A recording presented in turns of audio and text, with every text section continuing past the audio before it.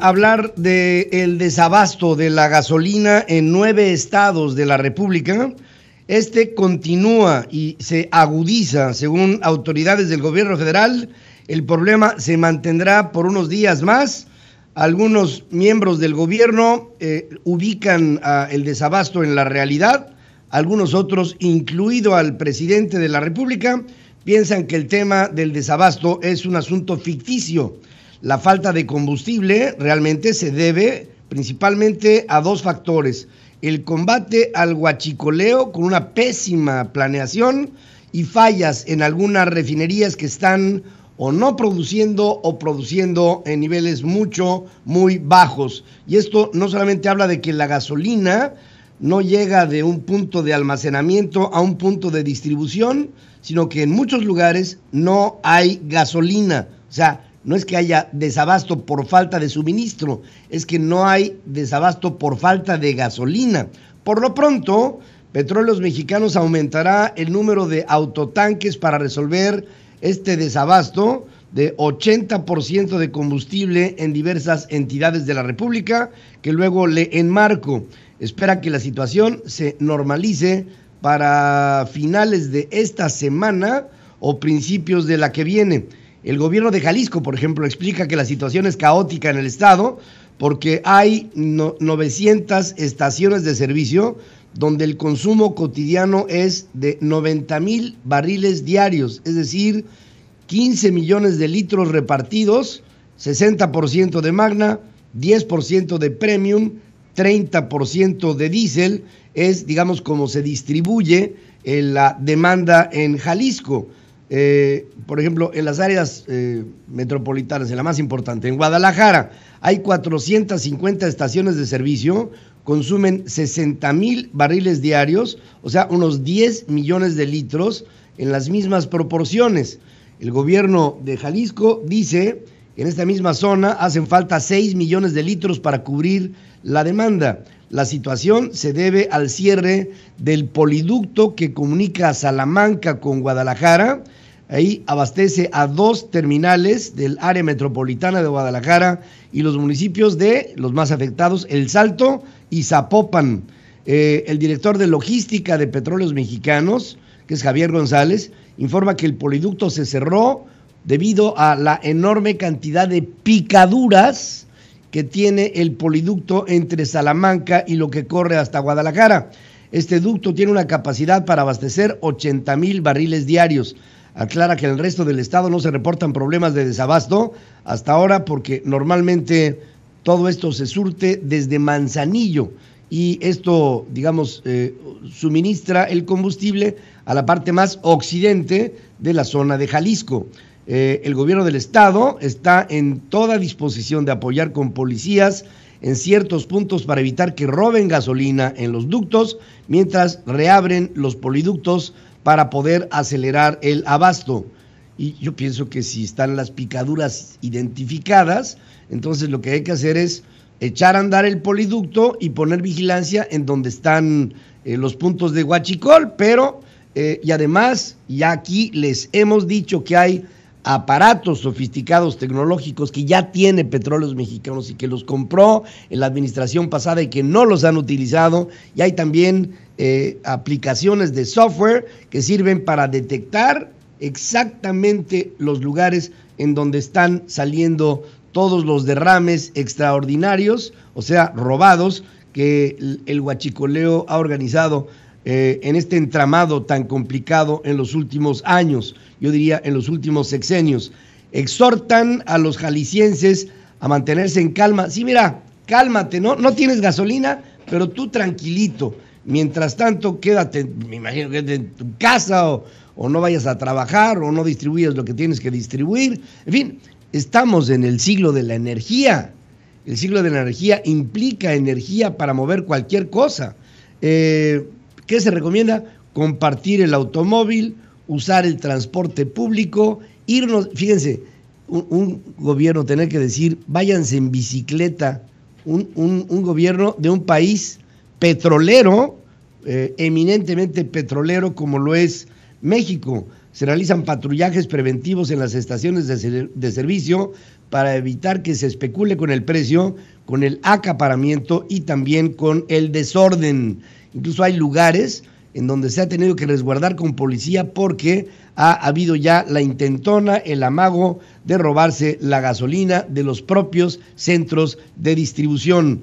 Como le informé aquí puntualmente en Central FM Equilibrio, Jalisco no es el único estado que tiene escasez. Hablo de Tamaulipas, hablo de Zacatecas, hablo de Michoacán, hablo de Hidalgo, hablo de la propia Puebla, hablo de Guanajuato, hablo de Querétaro, hablo del Estado de México. Hay lugares en los que de plano hay estaciones cerradas, a pesar de que Pemex y los distribuidores están trabajando a marchas forzadas.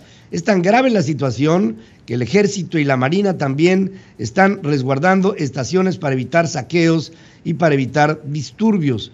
El ducto que corre de Salamanca a León, también por ejemplo, se cerró por una falla, lo que agudizó la escasez de gasolina. El gobernador de Guanajuato montó en cólera, exigió al gobierno federal que dé la cara a los ciudadanos y que resuelva a la brevedad este problema en una estrategia para evitar el huachicol.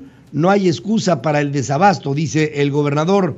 También, como lo dijimos aquí, militares resguardan la seguridad de las instalaciones de Pemex, por ejemplo, en Cadereyta, en Nuevo León, no es la excepción.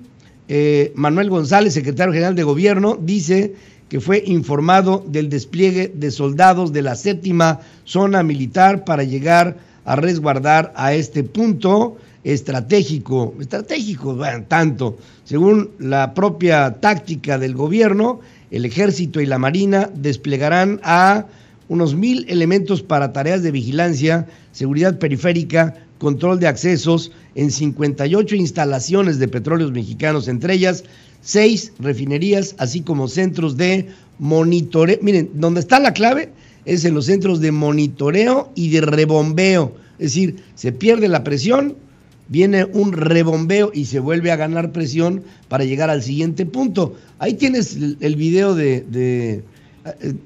por favor, Woody, pon para las personas que nos acompañan por la televisión. Mire, aquí hay un coche que está recorriendo a 60 kilómetros por hora y la fila de vehículos que están esperando sigue en lo que yo estoy hablando con ustedes, sigue y sigue y sigue. Esto es en León, entiendo, ¿verdad? Sí, así es, en León, en Guanajuato. Ahí es, Pedro, en León, en Guanajuato, ahí descríbelo, sí. Sí, me lo mandaron en la noche, este video que fue tomado a mediodía ahí precisamente en la ciudad de León. De hecho, es la calle de Timoteo Lozano, es donde se toma este video. Además nos mandaron mucho por centralfmonline.com, pero este video me llamó mucho la atención y lo platicábamos ayer con Woody y la producción, porque es una cola enorme, una fila larga la que se muestra, y me lo dijeron que pues es una escena cotidiana ya desde el pasado fin de semana en León, en esta ciudad que pues quizá la ciudad más industrializada del estado de Guanajuato y que está teniendo serios problemas de adquisición de combustible. Sí. De hecho, esto es una compra de pánico, que es lo que hacen allá en León, y muchos, fíjate, me comentaban vecinos de allá de León, en específico unos familiares que viven allá, Cecilia y Luis, que dentro de la comunidad leonesa, el problema es estar abasteciendo los autos que tienen y tenerlos para las próximas semanas, sobre todo para quienes se dedican a la transportación de materiales, y sí viven un caos y sobre todo un miedo que tienen allá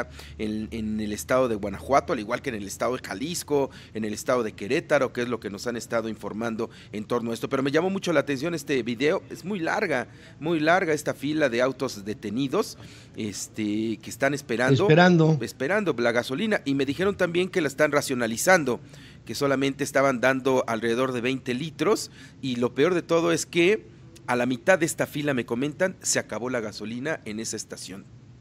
También estamos poniendo una gráfica en donde se ve, miren, aquí lo que les describo en la radio es que hay varios tipos, hay varias formas para distribuir gasolina. Una es por poliducto, y digamos que el costo es unitario.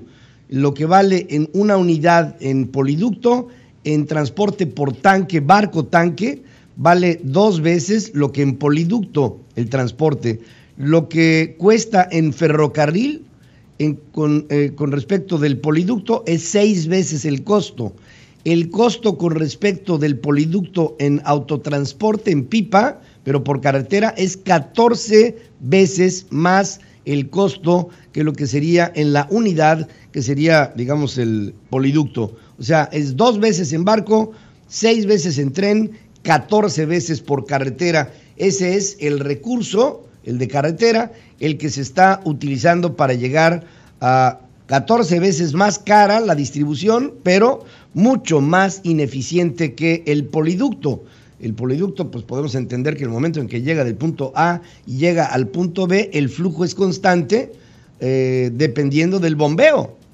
Pero imagínense ustedes en carros pipa, pues estamos hablando de la discontinuidad que esto representa. No obstante la emergencia, el gobierno federal y Petróleos Mexicanos insisten en que en México no se enfrenta desabasto. Bueno, pues si eso es lo que quieren creer, me parece, tampoco hay escasez, dice el gobierno federal y Petróleos Mexicanos. No escuchan las múltiples denuncias por falta de gasolina y diésel que están afectando a la productividad de México, a la economía de México, que le están pegando durísimo al principio de este año a todos los sectores de la actividad, tanto comercial como industrial, como social, como de servicios. Las terminales de almacenamiento y despacho tienen, según dicen, suficiente inventario para cubrir la demanda.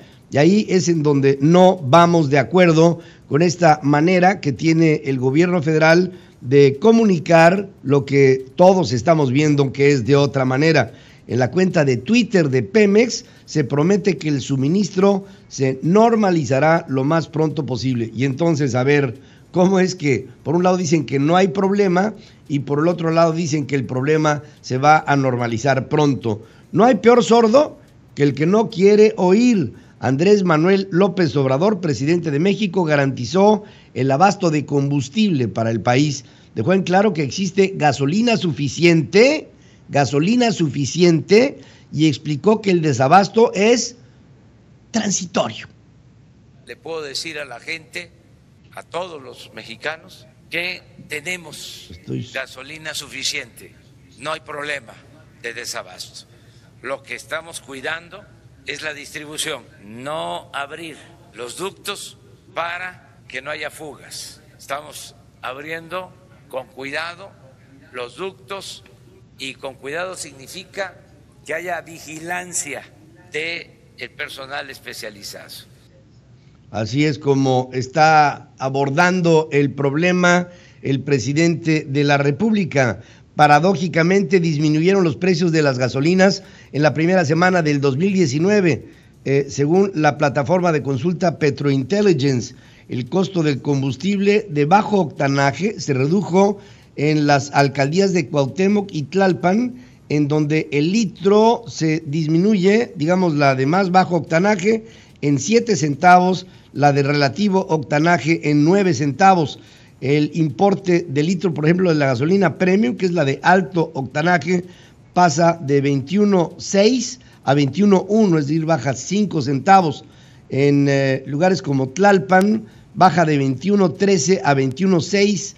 En Benito Juárez, por ejemplo, también es el mismo precio. En Mérida y en Cancún, los combustibles favorecieron al bolsillo del consumidor, reduciendo su valor un promedio de 10 centavos. En Mexicali, la gasolina Magna, igual, disminuyó su monto al pasar de 18,69 a 17,79. Estamos hablando ahí de un diferencial notorio para un solo día, una jornada. En Guanajuato, una de las entidades más afectadas por la falta de suministro, el precio de la gasolina regular y premium subió.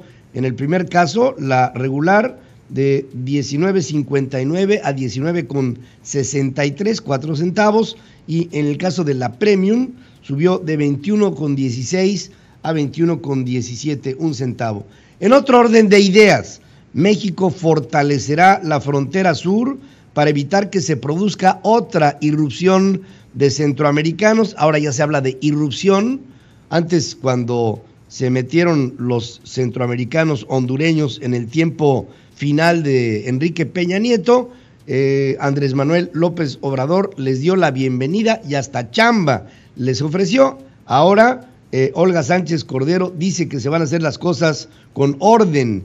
El ingreso de otra caravana migrante previsto para mediados de enero se llevaría a cabo de manera regulada, ordenada y segura. Dice, en el marco de la 30ª reunión de embajadores y cónsules, habla la secretaria de Gobernación y explica que para ello se van a fortalecer 12 puntos de internación y se controlará el acceso en los 379 cruces ilegales que han sido detectados en esta tan permeable frontera. Como parte de esta nueva política, quien pretenda ingresar a México deberá dar datos que se le pidan, por ejemplo, el motivo de su entrada a México y los documentos de identidad, que era lo que decíamos cuando vino este problema. O sea, se trata de que haya regularidad y que haya orden, y si no lo hay, o sea, si yo llego a México hoy, pues tengo que presentar mis documentos, y yo creo que cualquier migrante tendría que hacer lo mismo, y si no, que explique que o es un perseguido, o lo están matando de hambre, o lo están golpeando, o lo están atentando en contra de sus derechos fundamentales, y entonces se le pondría en un apartado especial para que en ese apartado especial fuera vigilado hasta su salida, seguramente a los Estados Unidos. Olga Sánchez Cordero argumentó que esta es la mejor forma de garantizar la integridad y la seguridad de los migrantes, aunque el fenómeno no es provocado por México. Miren, por favor, no es provocado por México. Nosotros tenemos una enorme cantidad de migrantes. Está hablando de los centroamericanos. Bueno, es parte del problema, pero no es todo el problema. Estamos decididos a ser parte de la solución, dice Olga Sánchez. Por instrucciones de nuestro presidente López Obrador, la política del gobierno mexicano estará basada en una visión humanitaria para regular el ingreso de los migrantes a nuestro territorio para que sea legal y ordenada. Respecto del primero de los grupos antes enunciados, y una vez autorizado y registrado su ingreso ordenado a nuestro territorio, lo siguiente será decidir con cada uno de ellos su ubicación en los municipios que resulten más adecuados, de acuerdo con sus características sociodemográficas. Alejandro Encinas, por ejemplo, que es el subsecretario de Derechos Humanos de la propia Gobernación, dice que quienes busquen pasar por México para llegar a los Estados Unidos deberán de tener visa norteamericana o de lo contrario no se les permitirá ingresar a nuestro territorio. En su oportunidad, el canciller Ebrard dijo que el respeto a los derechos humanos, el fomento a los valores democráticos y el cambio climático serán los ejes que dicten la nueva diplomacia mexicana. La Secretaría de Relaciones Exteriores y la de Economía firmaron un acuerdo de colaboración para promover a México en materia de exportaciones y de inversión extranjera directa, una de las labores que hasta ahora se daba a través de ProMéxico. Ahora ProMéxico desaparece y serán las embajadas y los consulados los que hagan esta chamba. Al amparo de este convenio se va a elaborar un plan anual de trabajo y se designará a responsables del propio Servicio Exterior Mexicano para realizar labores de promoción económica y comercial en embajadas, como le digo, y consulados, según dice la propia Secretaría de Economía. Con eso se pretende un ahorro importante de personal y a ProMéxico le dieron cristiana sepultura. La Guardia Nacional va porque va, solo hay que ver en qué términos y entrará en funciones hasta que estén listas las leyes que la regulen. Esto lo dice Mario Delgado, presidente de la Junta de Coordinación Política en la Cámara de Diputados. Recordó que hoy empezarán audiencias públicas en la Cámara Baja y en el Senado, a las que van a acudir gobernadores para dar a conocer opiniones sobre cómo podría funcionar mejor esta instancia de seguridad que se propone para nuestro país. Por ejemplo, mañana van a estar presidentes municipales, el jueves organizaciones no gubernamentales, académicos y colectivos, el viernes autoridades federales y el sábado más organismos de la sociedad civil. Me decía María Elena Morera, ¿y por qué nos citan por separado? Y creo que tiene toda la razón. Si van presidentes municipales y luego organizaciones no gubernamentales, luego van académicos, luego van colectivos, luego van autoridades federales y luego van organismos de la sociedad civil, pónganlos juntos y dialoguemos entre todos. Lo que el país justamente requiere es un diálogo, no un monólogo por sectores para después hacer lo que el gobierno federal desea. Mientras se va preparando un dictamen que se discutirá los días 16 y 17 de enero, algo que pienso se está planeando sobre las rodillas. Añade que, y además con una prisa, estoy viendo cómo se está buscando una ley para un periodo extraordinario que observe a la Guardia Nacional como legal, y ya hay gente en aulas uniformadas con la Guardia Nacional y que están aplicando para trabajar en algo que todavía no está autorizado. Por ejemplo, las audiencias van a proveer elementos importantes para terminar de afinar lo que será la Guardia Nacional. Yo no le veo otra, O la Guardia Nacional es conformada por civiles sin una operación de carácter castrense, o la Guardia Nacional simplemente no va. Estamos viendo en Central FM Equilibrio que dentro del Congreso hay mucha división de opiniones, y aunque la mayoría es de Morena, en la propia Morena hay confusión. El gobierno mexicano no debe de abusar de la austeridad, ya que reducir demasiado las estructuras del Estado podría hacer ineficiente el combate a la corrupción, y esto lo dice un mexicano que se llama José Ángel Gurría y que es secretario general de la OCDE con sede en París. O sea, lo que dice es, aguas, porque si le bajas el salario a un funcionario, lo que puede aumentar es la corrupción, que hemos dicho aquí en reiteradas ocasiones. Dice, por ejemplo, Gurría, que el reto que enfrenta la administración del presidente López Obrador es encontrar el equilibrio entre el recorte a los salarios de los funcionarios públicos y la integridad en su desempeño. Fíjense qué importante. El PAN rindió homenaje póstumo a Marta Erika Alonso, gobernadora de Puebla, y a su esposo Rafael Moreno, quien fuera coordinador del Blanquiazul ante el Senado. Muertos en un accidente aéreo aún no esclarecido, que para mí es un atentado. Asistió ahí Josefina Vázquez Mota, se le dio a Ricardo Anaya, ex candidatos de Acción Nacional a la presidencia de México. En la ceremonia, Marco Cortés, presidente nacional del PAN, demandó directamente a López Obrador que haga una investigación profesional, independiente y sobre todo creíble de este desenlace que acabó con la vida de estos personajes de la vida política en el PAN. Francisco Cabeza de Vaca, gobernador de Tamaulipas, llamó al panismo a la conciliación. Ganaremos juntos Puebla, sin mezquindades y sin la lógica de grupos, apremió. Ya que estoy en Francisco Cabeza de Vaca, gobernador de Tamaulipas, quiero decirle que dos hermanas de Eugenio Hernández, ex gobernador de Tamaulipas, estuvieron a ver a el presidente López Obrador, quien las atendió y le dijeron: señor presidente, si está detenido nuestro hermano, ex gobernador de Tamaulipas, desde octubre del 2017 y no se le ha encontrado nada para mantenerlo en la cárcel, lo que pedimos es que se observe la presunción de la inocencia en lo que no se ha podido demostrar la culpabilidad. ¿Quién metió a Eugenio Hernández a la cárcel? Francisco Cabeza de Vaca, un hombre que aparte de ser gobernador de Tamaulipas, es un cacique de dudosa procedencia.